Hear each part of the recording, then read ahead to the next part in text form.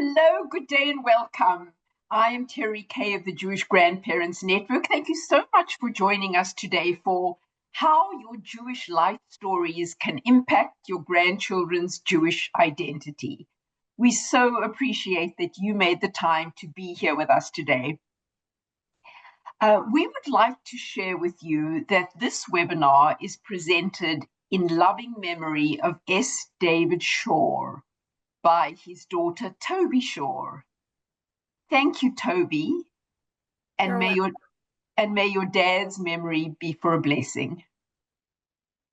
I'd also like to thank Sarah Reed, our JGN colleague, who is helping facilitate. And you'll see that Sarah has shared with us in chat how to turn on captions for those of us who wish to use that feature. Also, a reminder that you can change your Zoom view in the top right corner of your screen. You can choose speaker or gallery view.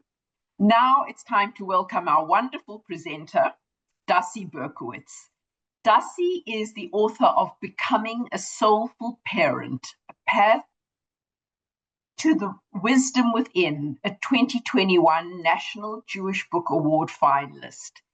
Dasi lectures internationally, has served as scholar in residence for Jewish federations, and trains facilitators at educational agencies across North America. Dasi holds a master's in informal Jewish education from Hebrew University, a BA from Barnard College, and a certificate in executive facilitation from Georgetown University. She lives in Jerusalem with her husband and 3 children. Dasi, over to you with all our thanks for joining us from Israel today.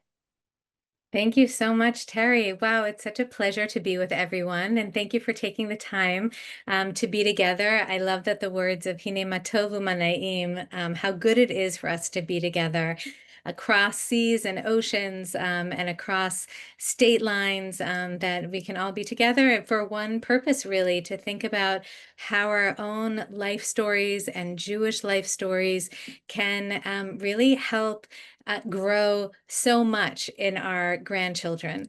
And so what I'll be doing is presenting a little bit, a few ideas, reading a bit from a book that I wrote called Becoming a Soulful Parent, as Terry mentioned, and giving you some tools and methods to think about how you can very actively convey the things that are the most important to you about your own life story, your Jewish life story. Toby got on just a minute before and was mindful of just how we're recipients and receivers of so much good and wisdom and love from our previous generations. And now we can serve that for our children, even adult children still, and grandchildren. Before we jump in, if you can make sure that you have some pen and paper or something that you can easily write on, I'm going to ask you to take a couple of notes halfway through. And while you're getting that organized, if it's easy for you to just put in the chat, what is your grandparent name that your grandchildren call you, and or the names of your grandchildren. So we have Nana and Saba. Who else do we have here with us? We have Grandma. Keep them coming in. Tata, wow, Saba, Safta, Bubby, Gran, Bubs, I love that. Nana, Babka, that's good. Rara, I feel like that's an early verbal development. Gigi, beautiful. I love this. Mom, Bubby.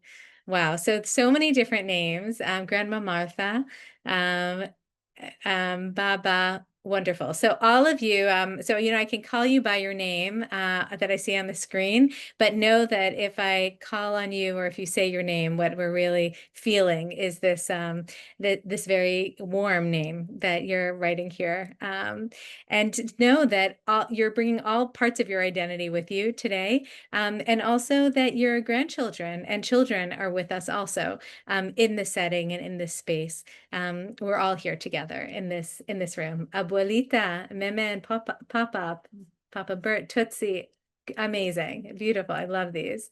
So creative. So I think there needs to be a lexicon, Terry, at some point. You know what I mean? That we can like make some name We tags. collect it. No, we collect it. We collect names. So That's I'm awesome. going to print up a chat and add them to my names. We've got hundreds. Amazing. It's Amazing. the most Amazing. fun. Okay, good. Like we have names for babies to like what we should call our babies, but we need to have names also for grandparents and what we should call them. Um, I'll also just share, I'm not a grandparent. I have 3 children who are now teenagers, so I'm a little bit looking forward to the becoming a grandparent when my children grow out of this stage. It's definitely a handful. But I wrote this book on becoming a soulful parent, and it was basically about the life of parents and the inner life of parents. And I realized how important it was to write a chapter on grandparents in this book that was mainly, about kind of the generation below, but it was important for me to think about the generation above me also. And I want to read just a piece of it to give you a sense of why I think it's so important that grandparents are so central. I mean, you know this because this is your life, but just my perspective as a parent of connecting the generations. Um, I'm going to start to read. A difference between parents and grandparents is that we, the parents, see our children in real time, and grandparents see them in generational time. Real time measures minutes spent on meetings with teachers, driving to activities, meal prep, and homework. Generational time counts decades. It measures the big picture stuff, such as how long it takes for values to become internalized, for history lessons to impact today's decisions, and for wisdom from an earlier time to become an anchor for our families. We, the parents, are the bridge between our parents, right, the grandparents, who carry with them so much history, and our own children, who carry with them the potential to touch eternity. We are the portal through which their 2 worlds meet. And what would it mean for us to show up soulfully in that place? So it's my perspective that, it's one of the kind of duties of parents is to link the generations. Grandparents who bring with them history, right? Earlier times, and grandchildren who have the potential, who live far beyond us or your generations or the generations before, and will go on forever, please God, to touch eternity. And what would it mean for us to really be intentional about how we connect the generations? So that's my interest. And when I got more interested in it, I started doing some research, and I found this beautiful project called the Family Narratives Lab. Has anyone heard of this lab? It comes out of Emory University, and it is powered by Marshall Duke and Robin Fivouche, and you can look it up and you can see a lot of their research. But what I found so interesting about it is that they were really just so mindful of what the power of stories and narrative is. And they talked about 3 different kinds of stories that they learned in their research when they were looking at intergenerational storytelling. They noticed that there is ascending narratives. These are narratives that start from a low place, like I came to America and I was quite poor, but then, through hard work, we went up and in class and standing, and now we're quite successful. Ascending narratives. There's the descending narrative that said back in the old country, that's where we felt connected, where we had community, and then we moved somewhere new and things didn't go so well for us. We lost everything. There are those descending narratives, but then there's an oscillating narrative. And those are the narratives that go up and down, that say sometimes we're down, sometimes we're up, and then we might go back down again, but don't worry because there's going to be an ascent once again. And this kind of this oscillating narrative is very much the narrative of the Jewish people, if you were to think about it, right? The Passover stories, of like, and even just all of Jewish history, right? There are times of great highs and great lows. And every time we just experience this period now, like this period of October 7th and the aftermath, knowing that this is a period in history and it won't be forever. And thank God we merited seeing the end of a part of that story. And maybe there'll be an up, maybe we'll go down again, but who knows, right? But it's oscillating. And I feel like that's a narrative kind of framework that is an empowering one, one that holds a lot, right? It can hold the greatest highs and the greatest lows, and it can be a framework for us when we're thinking about what's my story that I want to tell? How am I someone who has experienced a lot in my own life, ups and downs, Jewishly, generally, right? Times when I felt very connected, times when things were very meaningful for me, times when things were hard, anti-Semitism, right? There are so many different things that we've experienced over our own lives. So I just offer that as a framework of thinking about, the oscillating narrative in our own lives. So that's one piece. The second piece I want to share is the experience, what they've learned. They did something very interesting, which was it's a survey of 20 questions. It's called Did You Know?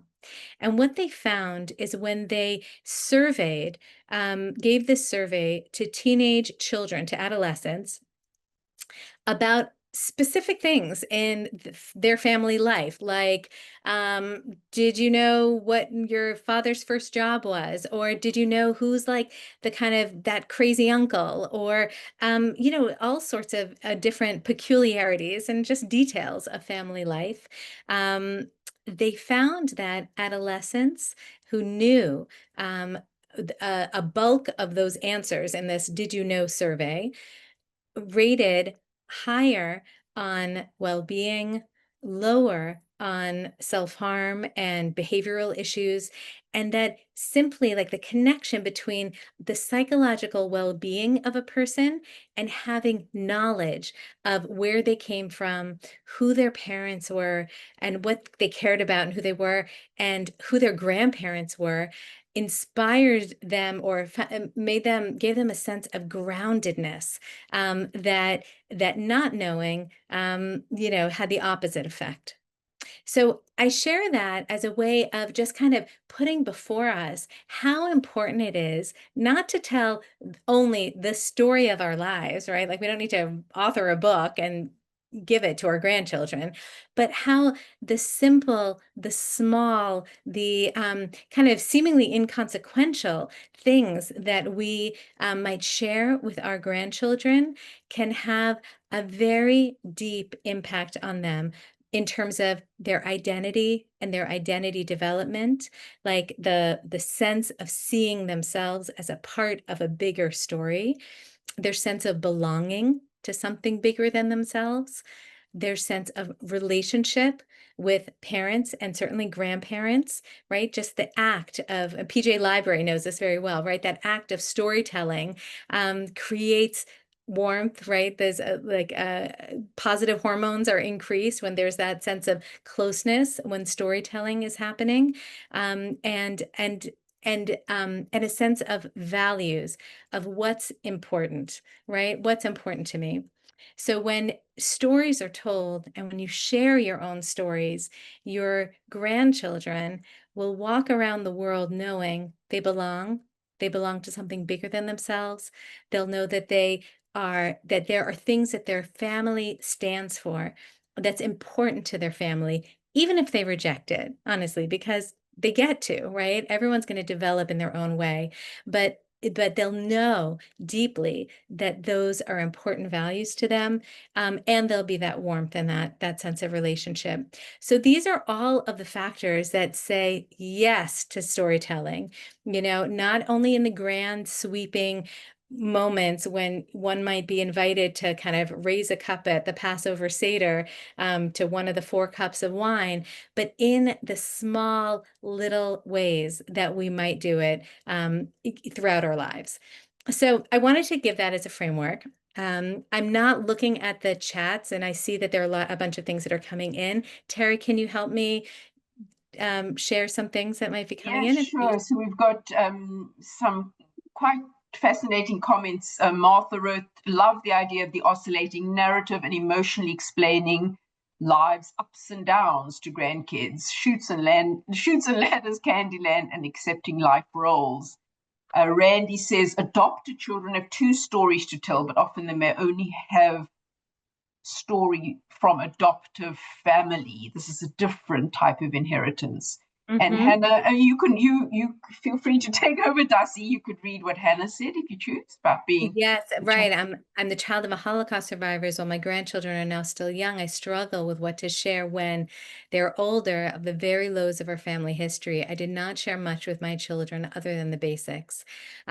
These are all really important questions that you're asking. Some of them have to do with trauma, right? How do we tell stories of trauma, and how much to share? I think there's a general lesson of, or there's a general mindset that you share the extent to which your child is the child or grandchild developmentally is appropriate, and can share more, and you're attentive to the questions that are asked, and not only just kind of I'm now speaking, but what are the questions, what are interesting to them.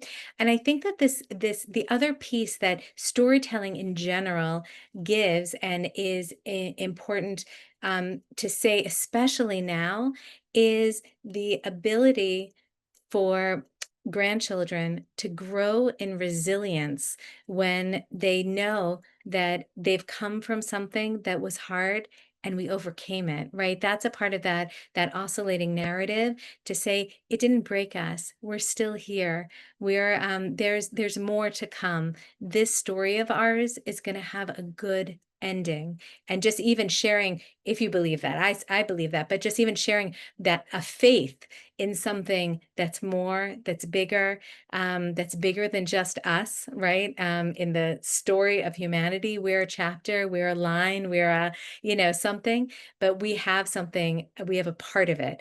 So that's in terms of the trauma. And I would say in terms of the multiple narratives and the adopted children, I think it's okay. Like stories can hold everything. And we have the capacity to hold so much more than we think we do. And even conflicting narratives, right?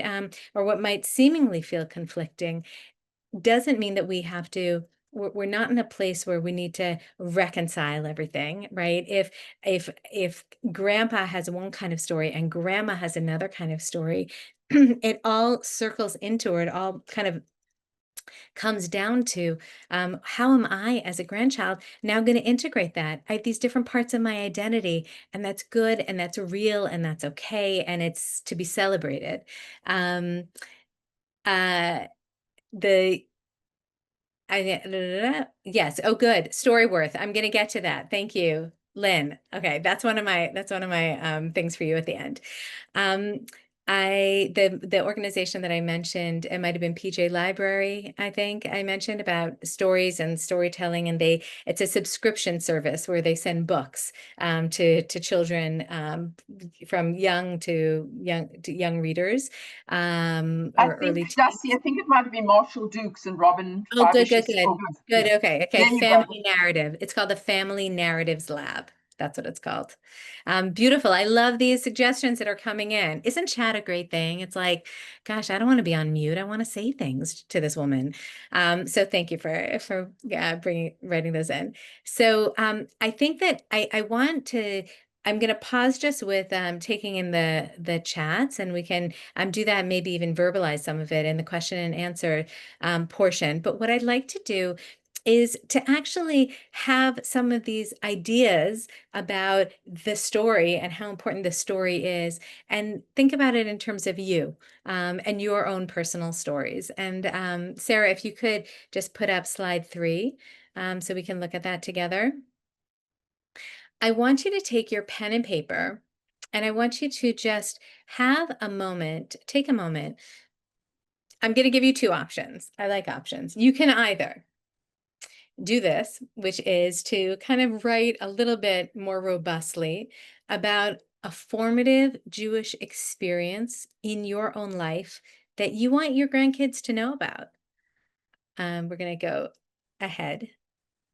Oops. One more. That's it. We're going to stop there.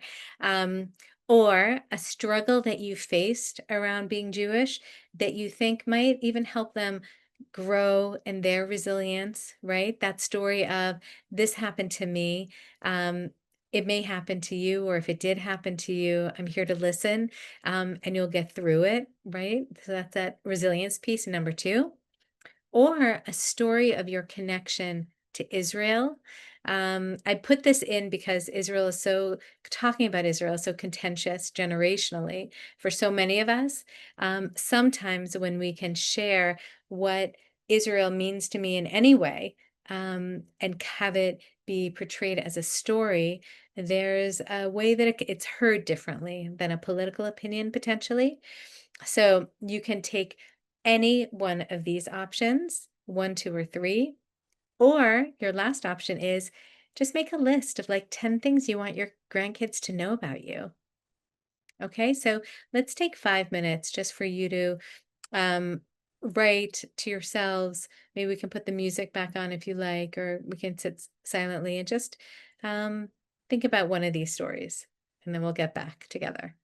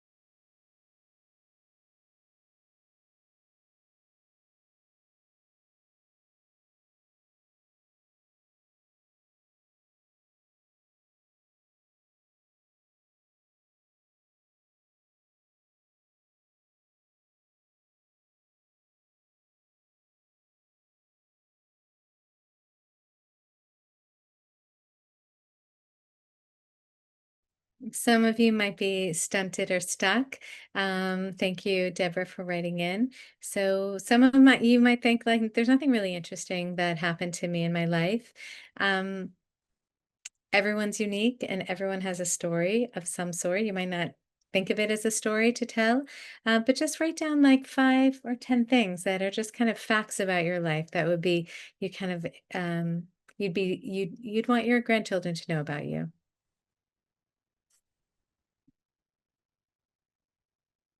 Terry jumping in. I think at least I had a similar reaction to Deborah, and I bet we're not alone. That things don't seem to be of great import. I think it's some things for us. You know what I would say to you?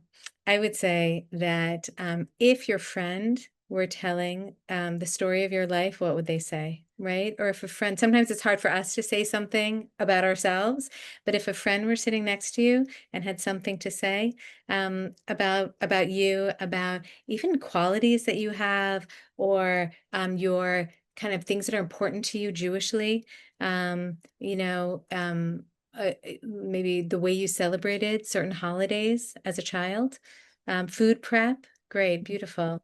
Mm. Yes, Thank you. 100%. A special recipe, anything. Is that okay? Does that resonate? Yep. Thank you.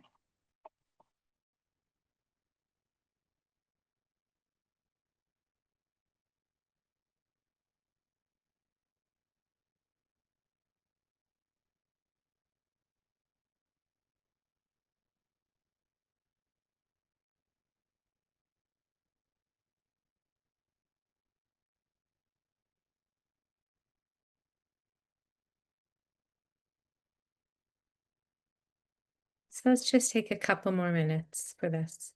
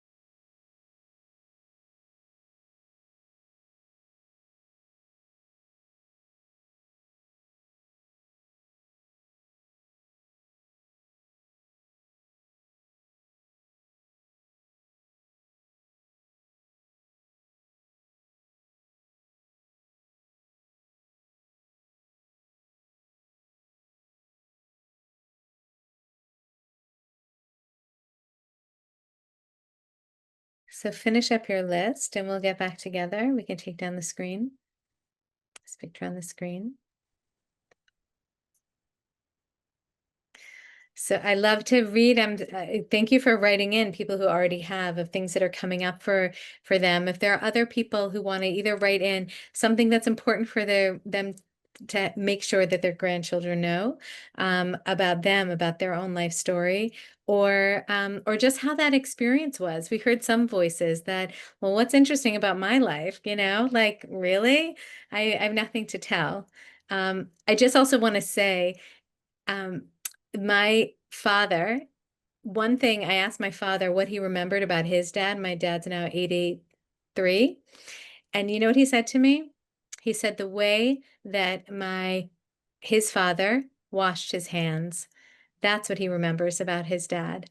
And I was thinking, oh, it would be something big and like how, what he did and how he moved to the country and built a business and changed his name from Berkowitz to Burke. And I had all sorts of assumptions about what he would say.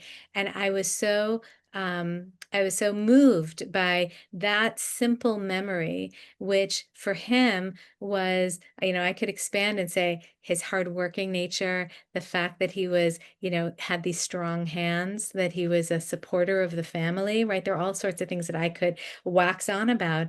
But I share this because what's at stake when we don't articulate things, to the next generation? What's at stake is them not knowing you and not knowing us. And it doesn't have to be something grand. It can be the simplest things.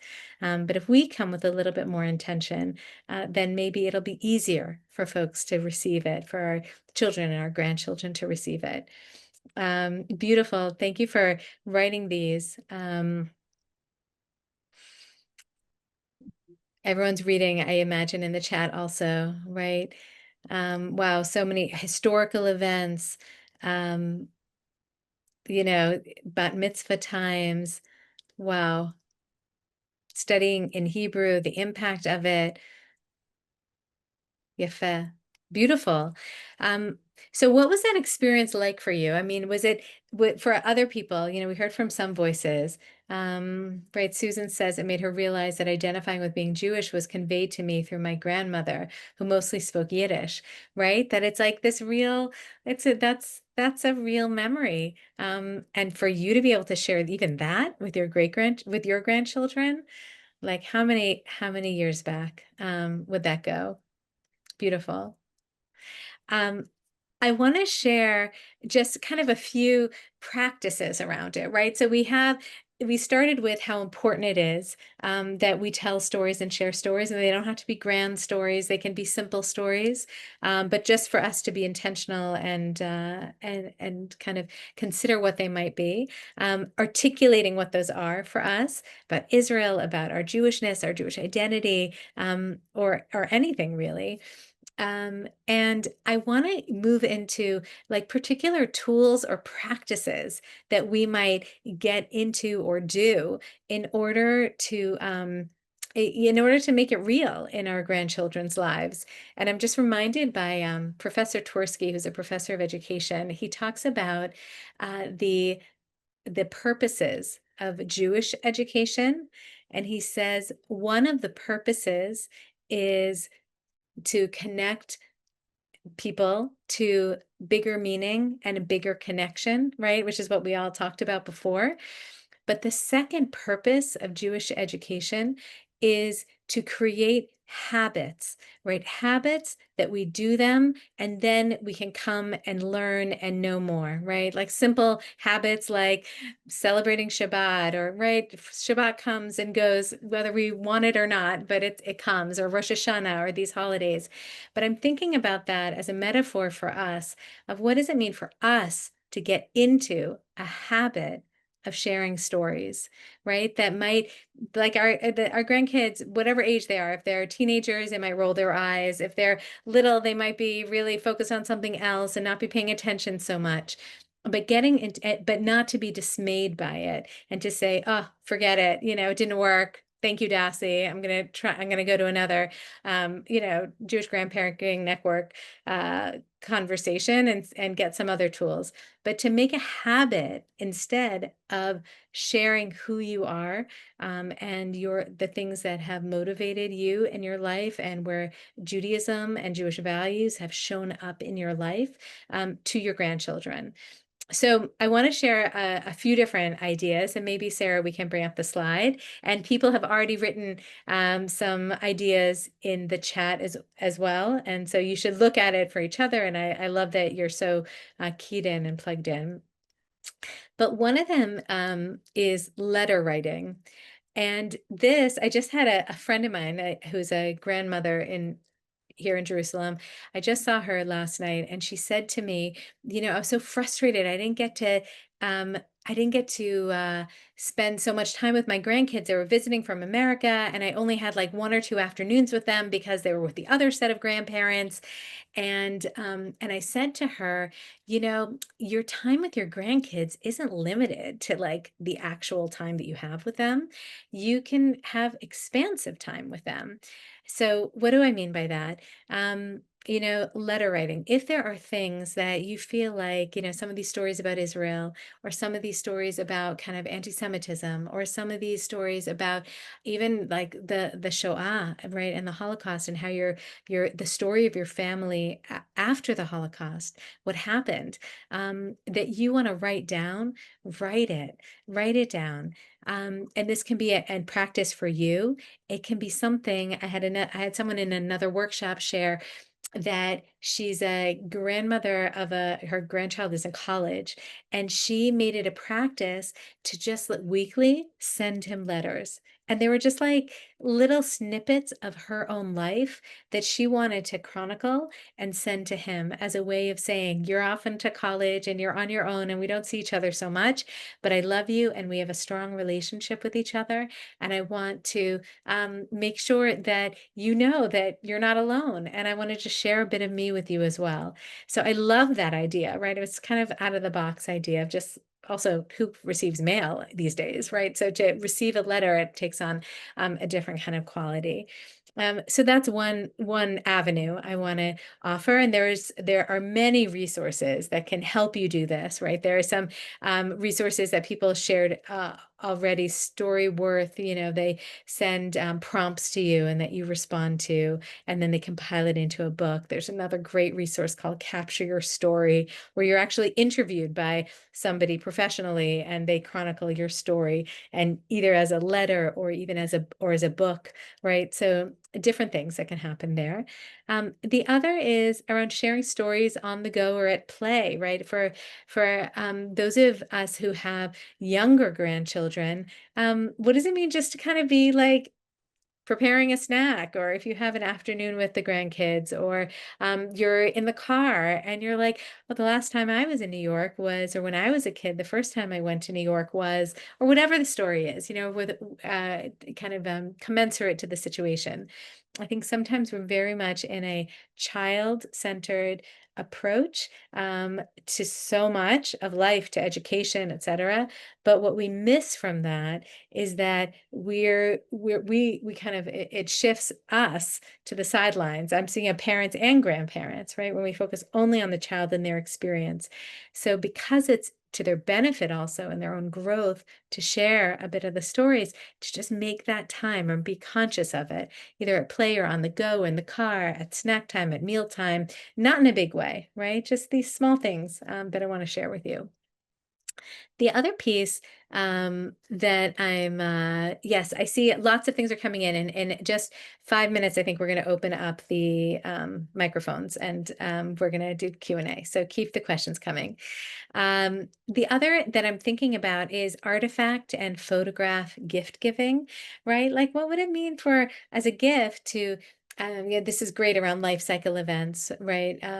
The scarf, or the little figurine, or I have my mother's her her her stuffed animal that's on my daughter's shelf, that she carried with her from India, for example. Like, it's like a really significant thing. At certain moments or certain inflection points, instead of getting the big shiny gift, what would it mean to offer something small that is from your own life or from your home, or a framed photograph? I want to share with you that there was a Rabbi Steinsaltz who passed away, but he authored, the Talmud.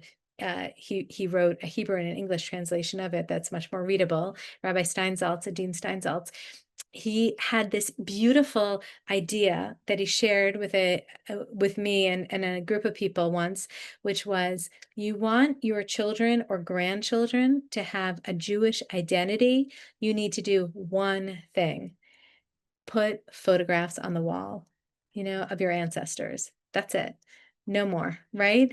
And it simplified things so much.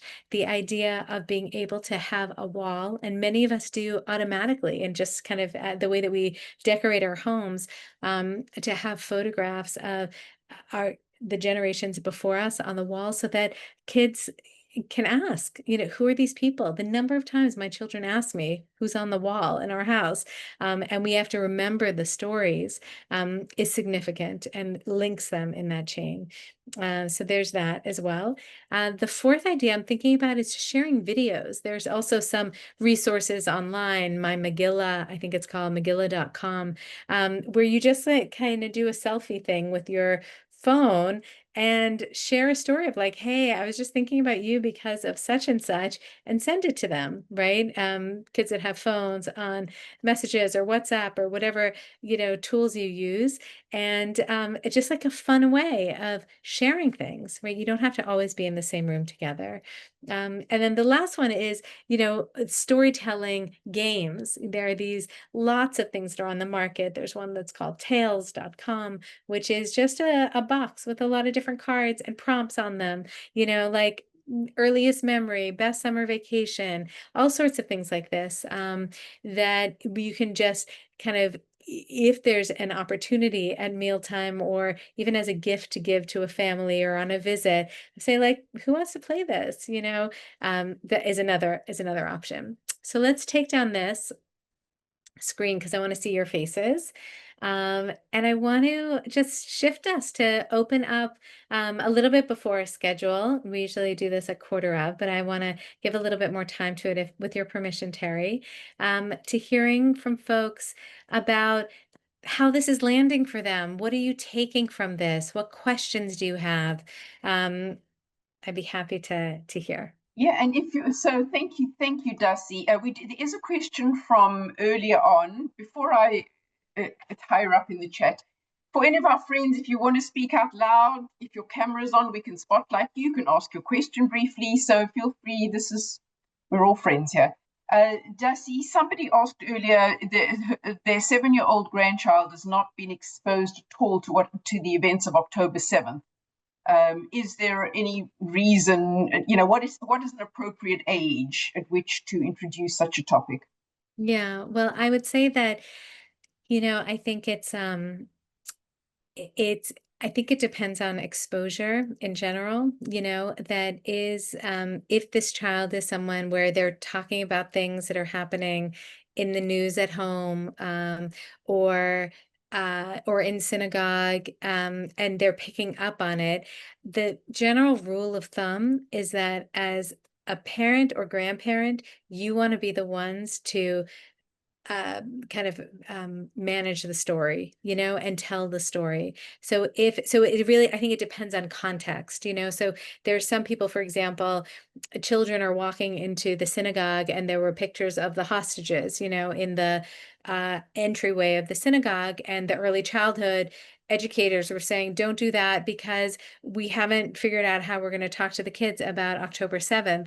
And it became a big conversation, and bringing the parents in and things. So if that's not the case and they're shielded from it 100% and they're not going into these kinds of public spaces, then there are very kind of gentle ways to talk about the story, which is about, we, as Jews, we have Israel is a homeland, and a lot of our people in our homeland, or a part of the Jewish family, is really we're really hurting over the last few years. And and I think the other piece of it, by the way, is linking any hard news with some kind of action, which helps children feel empowered, like they can do something, as opposed to wallowing in a sense of despair, which I'm not sure you're going to at that age, but that's an important piece as well. So if there's a gentle way of saying it and you think it's important, and also together with the parents, I would say, I think that should be a conversation ahead of time,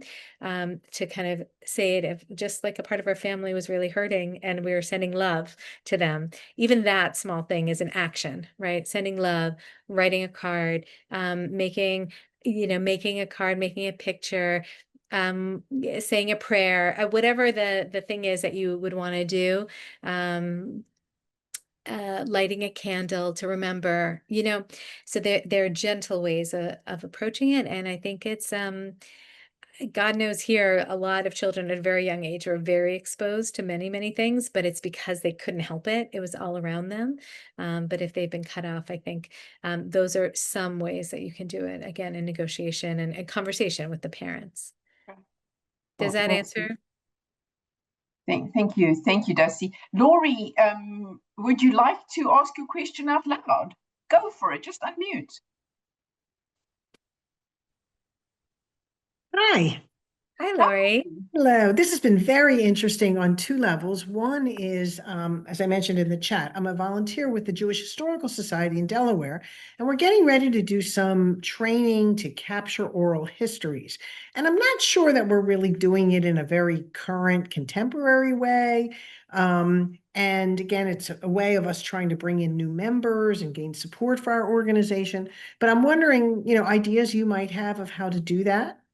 Mm, mm. And I don't know just what's different in an oral history versus these stories. Well, no, I think it's I mean, they're all stories, so I think that I think you want to be mindful of who the storyteller is, that they feel comfortable sharing their story, that there is some of that preliminary work of open questions, that you ask them in advance to prepare for it, that are that I think one of the pieces that's key is the generative question, right? The question that will evoke more than what you might anticipate, right? Instead of like the closed questions of where there's one word answers, but what was the significant turning point in your life? What was a moment of your own resilience? What was a moment where you realized that how important Judaism was to you? Who else was there in that story for you? Do you know? So I think it's really more about the practice of crafting good questions and generative questions that can evoke something deeper from people. Those were That's what great questions. Do you by any chance have a list of those someplace or? we can chat offline, and I'm happy to create a guide for you. So we That would be great. That would be great because I'll we be want to think sharing about. Dusty's. So sorry. Okay, and I'm sorry, I didn't hear what you said. You're sharing. Yeah, tomorrow, oh, not tomorrow, later this afternoon, we're going to send everyone a follow-up email with the recording, which my colleague Sarah will produce this afternoon, and we'll include Dusty's information, the name of her book. In fact, Dusty, just before we move on, can you hold up the cover of your book so we can all see it, please? it looks like this. Coming herself. We'll include a link and Dusty's contact information. Great, thank you. Yeah, it's our absolute pleasure. Phyllis and Larry, I'm dying for you to unmute and say what you did at your Gramp camp. Would you do that? Surely. This summer, my grandson didn't make it into baseball camp, and his other brother went away to sleepaway camp. And my son said to me, "What do you think if if Chase came to you for 2 weeks?" And I said, "Sure, Camp Grandma and Grandpa."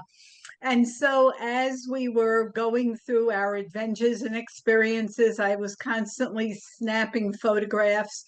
And I was kind of saying to myself, well, how can I send him home with something to remember? And the night before, I just started printing all these pictures and dating them and putting them into, plastic sleeves and put them into a binder, and it seemed to be one of the best gifts I could think to give him. And they so appreciated it, my son and daughter-in-law. Plus, when they went on their future adventures that summer, he was able to bring it along with him and retell these wonderful stories and have the memories of our 2 weeks together, which we very rarely get since they're in Washington, D.C., and we're up in New Jersey. Wow, amazing. It Phyllis. was an amazing two Wow. weeks. I mean, I hadn't connected with this child in a long, long time this way. And it was just very heart warming. And my husband and I had just gone through cancer treatment with him. And so my son was wondering if it might be too much. And I said, you know what? We'll do as much as we can and, rest when we can. And I'll go out, and it all worked out. And you know what? It rejuvenated all of us, and it gave us a reason to really move on. Wow, that's incredible. I mean, just that win-win scenario. They needed a plan. You were thirsting for that connection and how much it energized you. Do you know when there's that goodwill also on all sides? I'm so happy you had that experience. And what Absolutely. what a Thank you. testament of that gift, right? That's a gift that he will not forget. Beautiful. Beautiful. Deborah asks, at what ages do children remember the times we spend with them, or the experiences we have, or even the stories we tell them? Well, I'll tell you that their psychologists say that from 0 to 5 is when all of your sense of who you are in the world is solidified. Sometimes you'll get to 10, 0 to 10, but in those first 5 years. So even when it's not the verbal stories, but I mean, that's just to say like the connection and the talking and the story, all of that, the connection is there in those earlier years. And then it really, what it depends more on? It depends not only on, do they remember at a certain age, but what happens in the retelling of it, right? Like, stories that you tell at age 5, you're going to tell again at age 8. You might tell it differently a little bit, same story at age 13. And then other people in the family are going to tell that story as well. So I think it's really about the kind of the consciousness of telling and retelling, and being able to say, like, oh, remember grandma? She would always make this then. And remember, grandpa told us about such and such. So I think it's about telling as not as a one-off event, but as an ongoing mode of connection that is not only from you to them at all, it's from you to them, and then will get supported and retold in lots of different ways in the family. So I'm giving you like a not direct answer, No, basically. that's good. Actually, that makes me think, Dusty, could you speak to actually how to tell the story, the drama, the emotion, the facial expressions that brings it alive for the kids?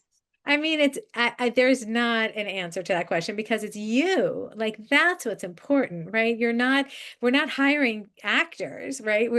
We're saying, like, the best things are for you to be totally you. So, when from our Jewish perspective, each human is created unique, right? In God's image. If we're going to use like that kind of religious framework, and some of us connect to it, some of us don't connect to it. But all of the quirks that make you you is exactly what it should be, right? So my kids, they have this very funny thing with my father of just, they know exactly his cadence, they know what he's going to say, when he's going to say it. And to the extent that my daughter, who's now 15, says of Jojo that he's an icon. You know what I mean? And I just love that he just says it, because it's just him. It's just who he is. And he wasn't trying to be this way or that way. So I think that's really important, right? Like, what comes across is just like the genuine you, warts and all, and that's who you are to them, right? You're not this like shiny toy. You're real. And that's what they want the most. That's what they long for the most. I love that. And I want to say an icon. if I could just add, you never know what you're going to say at one point that's going to hit them many years later. There was one song I sang to my children, and I just was singing it last weekend to my 2-year-old granddaughter, and my 17-year-old granddaughter said, Mima, you sang that to me when I was a baby going to sleep. And I was like shocked, and I said, yes, I said, that's my favorite going to sleep song. And I didn't realize that it meant that much to her. Absolutely. Absolutely. And you Gorgeous. never know, right? That mystery piece is also very much there, Mhm. right? And with all the intention, all the good intention in the world, what they're going to remember is what they remember. But just to be there, don't shy away. That's really the call. And tell us about your Sunday night dinners, would you?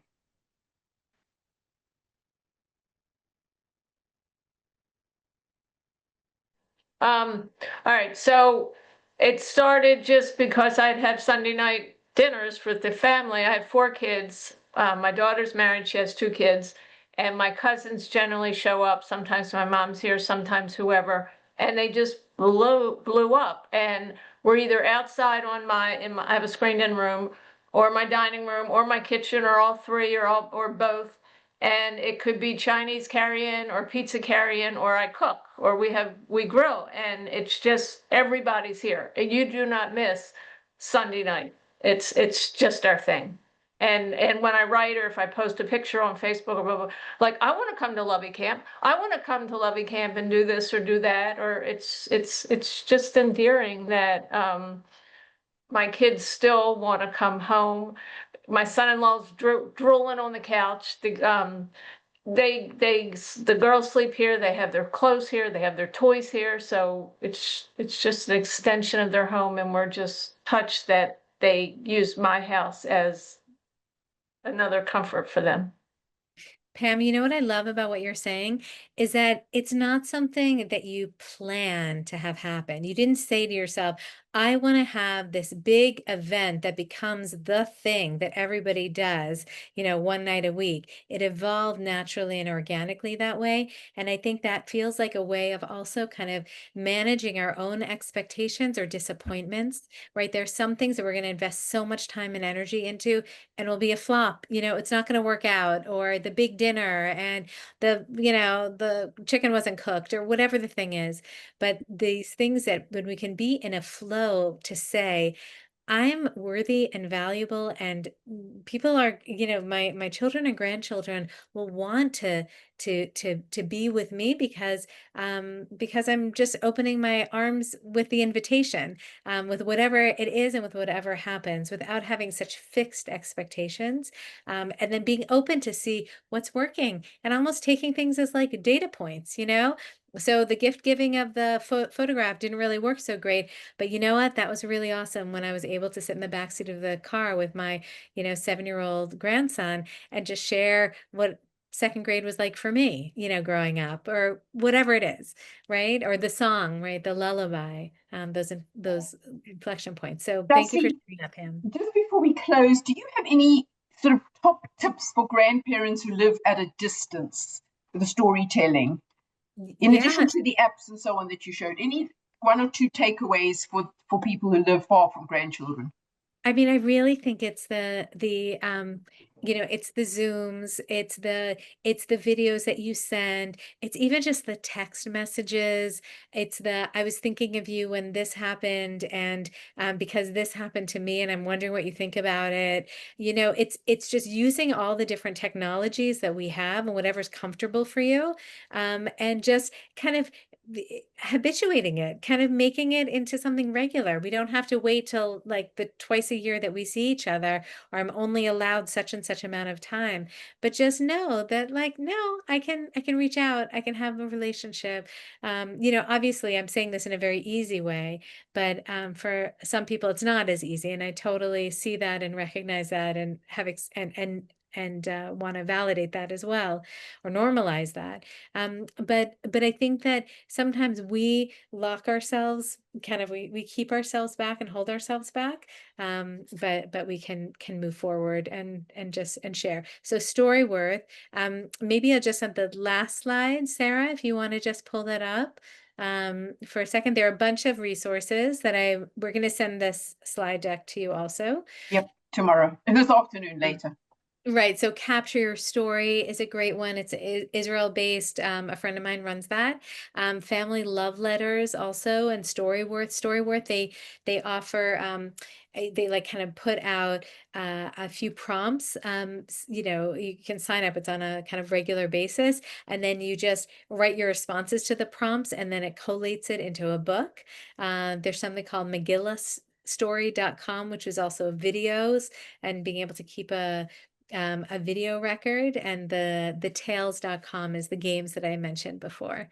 So yes, and I think some other people mentioned some other things in this chat. I think this will be a good chat for you to keep. This is the most phenomenal chat. So what I'm going to do is, there's just a wealth of information. I'm going to attach it in the email that we send out. I'll include an attachment of the chat transcript. Before you all leave, I want to introduce you. Darcy, I'm coming back to say goodbye and thank you to you. I promise. I want to introduce you to our new executive director, Deborah Weinberg, who lives in Baltimore and came on board at JGN September the 1st. So Debs just wanted to show everybody, get a chance to say hello to you. And I've just put in chat a listening session that Debs is going to be hosting on November the 12th. But if you click on that link, you'll be able to see it Wednesday, November the 12th. Debs, you want to say hello? Yeah, hello to everybody. I hope to see you all on November 12th. It is great hearing from you and learning about what you're doing in your home, how to be intentional as a grandparent. So I've heard some today, but come back November 12th and share your stories and how we can be helpful to you. So I'm looking forward to meeting you again November 12th. Also want to thank Toby Shore for hosting this webinar and being a sponsor. If anybody wants to do it in the future, please email us. It's a great way to celebrate a birthday or recognize someone. So just wanted to mention that opportunity as well. Thank you so, so much. Thanks, Debs, and we're absolutely thrilled to have you leading our team. To Dussie, come back. Sarah, where's Dussie? Spotlight her, please. Dussie, thank you so much for such a warm and loving experience. We will share your contact information with our friends in our follow-up email. By the way, that often goes into spam. So if you don't hear from us by tonight, East Coast time, look in your spam folder. Thank you for your sharing all your wonderful ideas with us. It's our great honor that you joined us from Israel. And to all our friends, thank you so much for making time for the session and for supporting JGN. We are very, very grateful. Have a great afternoon.